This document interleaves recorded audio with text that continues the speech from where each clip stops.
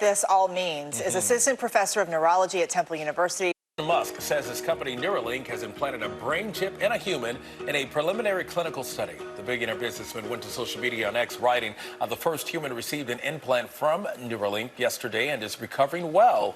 And initial results show promising neuron spike detection. So here to discuss what this all means is assistant professor of neurology at Temple University, Dr. Leah Kroll.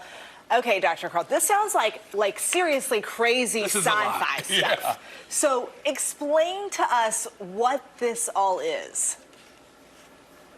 It does sound like a mad science experiment, you guys. So basically, this is the concept of using a brain-machine interface to help people. Neuralink is a device that gets implanted within the brain and then reads the electrical signals that our brain cells are constantly sending to one another. And then it can translate those signals into actions outside of the body. In this case, the ability to control a computer or a smartphone.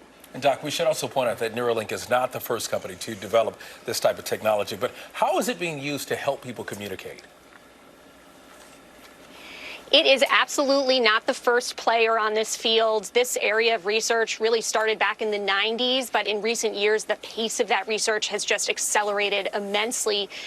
Last year, there was a Swiss company that was able to use a brain-machine interface to help a paralyzed man walk.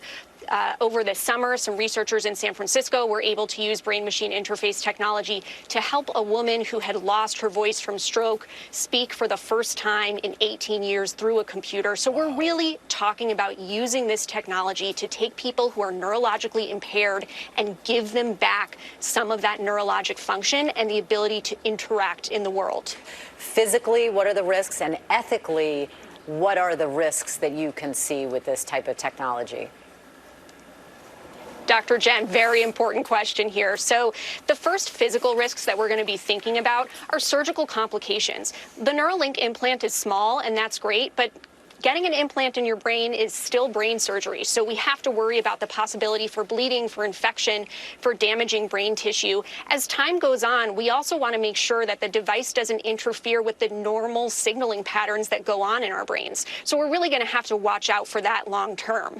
And then when we get into the ethical realm, that raises so many questions because we're in completely uncharted territory here. There's concerns about the data that this device is collecting and how secure it might be. There's potential for privacy concerns to come into play. Bad actors could potentially come into play and hack these devices. So there's a lot of discussions that the medical community is going to have with the legal community, the ethical community, the technological community, so we can work together to figure out how do we regulate something like this moving forward. A lot of questions that still need to be answered. Yeah, obviously, you talked about helping people who are paralyzed or who lose their ability to speak after stroke. Any other potential applications in terms of its use? Yeah, so I'm kind of glad you bring this up, Dr. Jen. You know, there's been some chatter out there about one day would this type of technology be put into use for healthy people who are trying to enhance their own function. And I have to say that's probably an ethical can of worms that we're not ready to attack yet. I'm grateful as a neurologist that right now the research is focused solely on helping people who really need it, because I don't want to lose sight of the heart of this story here, which is that we're talking about maybe having a medical miracle in our grasp in the future, and just what that would mean to patients cannot be understated. And let's talk about where this is in the FDA process. I know the FDA approved human trials. So talk us through how soon we could actually see something like this. So I've been telling people we're years away from rolling this out to the masses, but I do think it's something that within my lifetime as a physician, I will one day be able to walk into my clinic and talk to my patients about this groundbreaking treatment that we can now offer them.